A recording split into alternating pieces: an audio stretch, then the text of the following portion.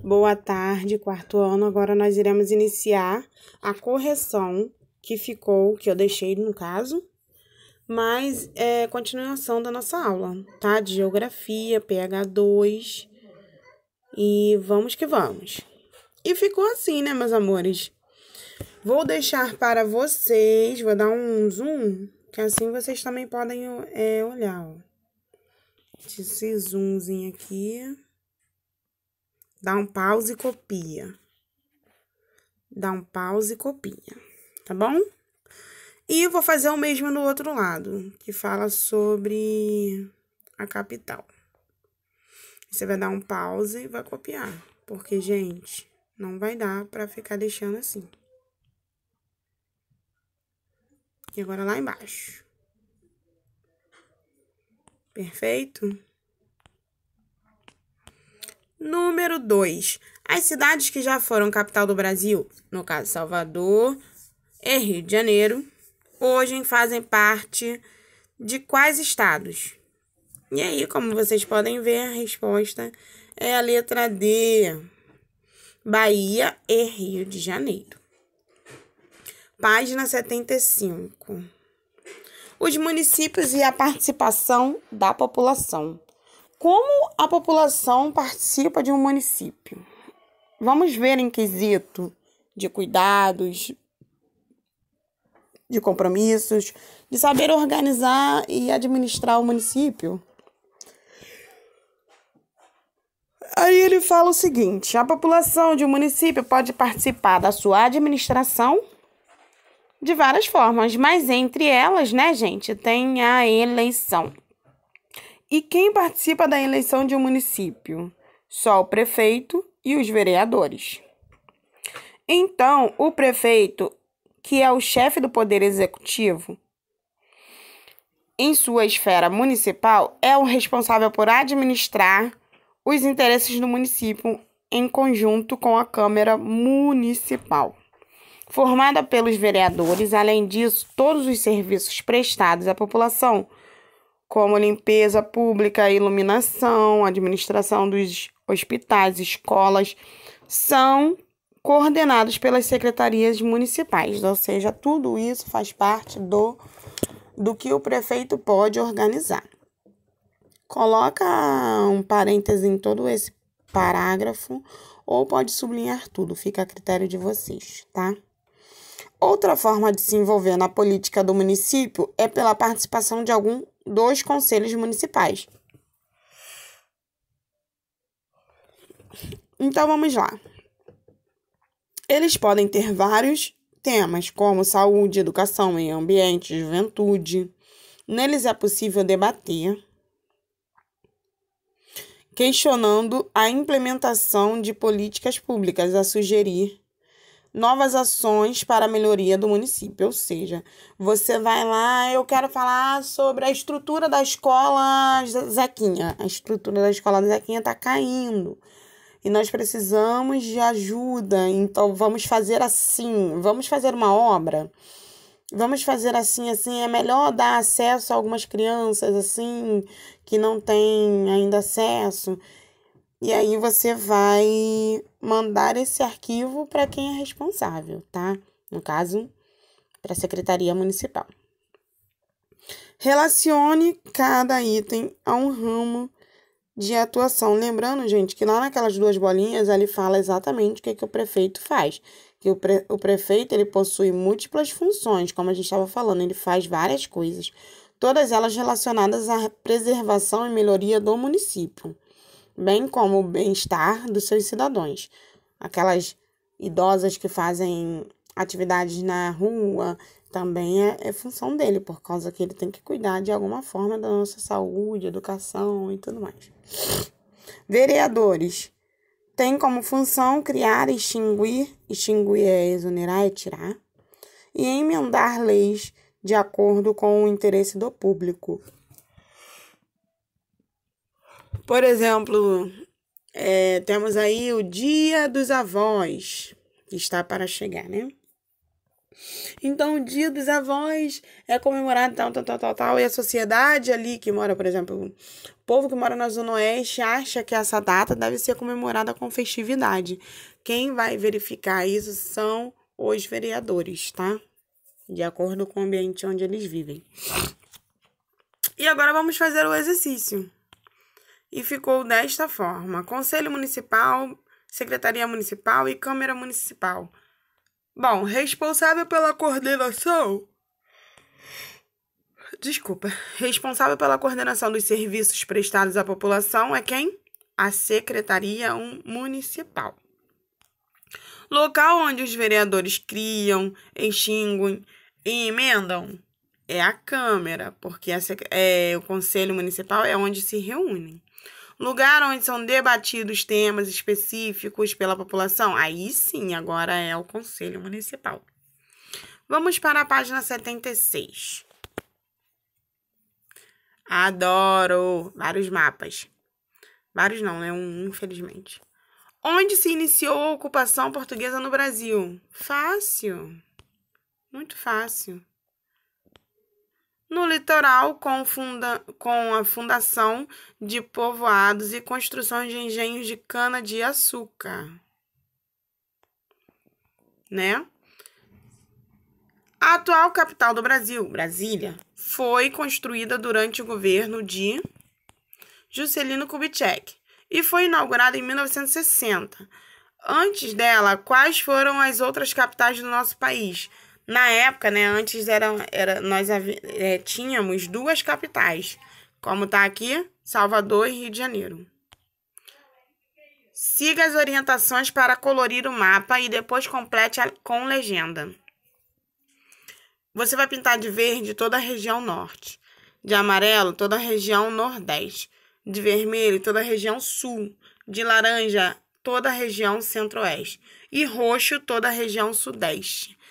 Gente, tem dúvida? Olha nos mapas anteriores. Mais uma coisa, enviem a foto desse exercício pronto pelo WhatsApp da coordenação ou secretaria, tá? Eu quero ver.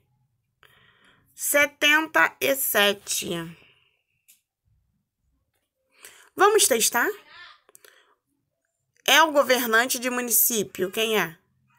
O prefeito. Ó, respostinha aqui. Prefeito com X.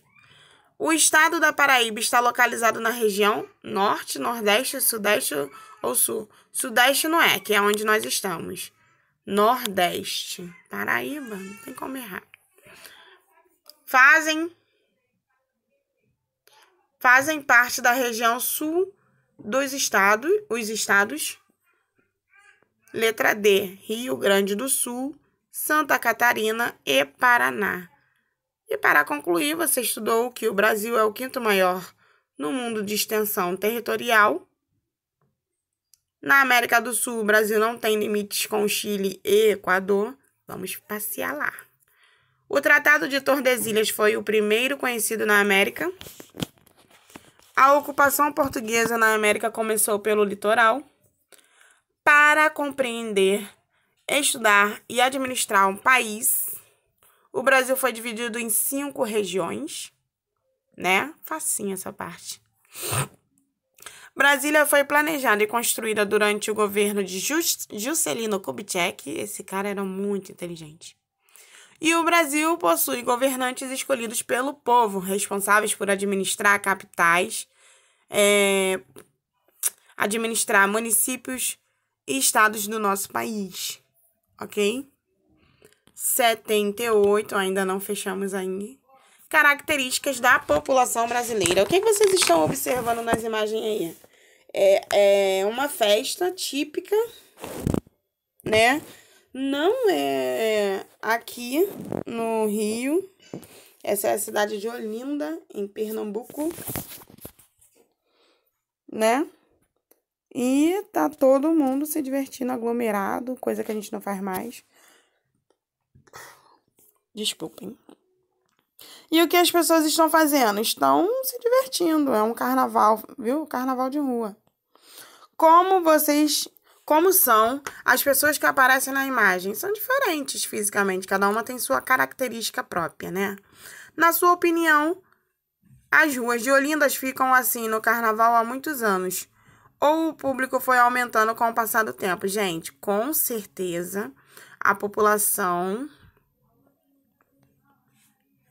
com o tempo foi aumentando, porque por mais que já ficasse cheia em Olinda antes, sempre vai aumentar por conta das novas, do novo povoado, nova característica de jovens que querem conhecer e tudo mais. Então, para começar,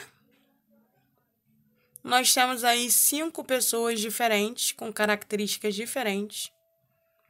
Mas essa miscigenação, como nós já falamos sobre isso uma vez, é uma característica típica do povo brasileiro, no geral. E aí nós temos a menina afrodescendente, temos a mulher descendente de português, o menino indígena lindo, o homem descendente de japonês e a menina descendente de alemães. O que essas imagens indicam sobre a população do Brasil? As imagens indicam que a população brasileira é formada por origens diferentes, de pessoas de diferentes origens, né? Ou seja, que o nosso país é miscigênico. 2. Como é possível perceber a diversidade do povo brasileiro observando as fotografias? Pelas diferenças dos traços físicos. Número 3. As imagens mostram descendentes de populações diversas. Qual dessas populações vive há mais tempo na terra formada pelo nosso país? Gente, é fato, é o indígena, tá?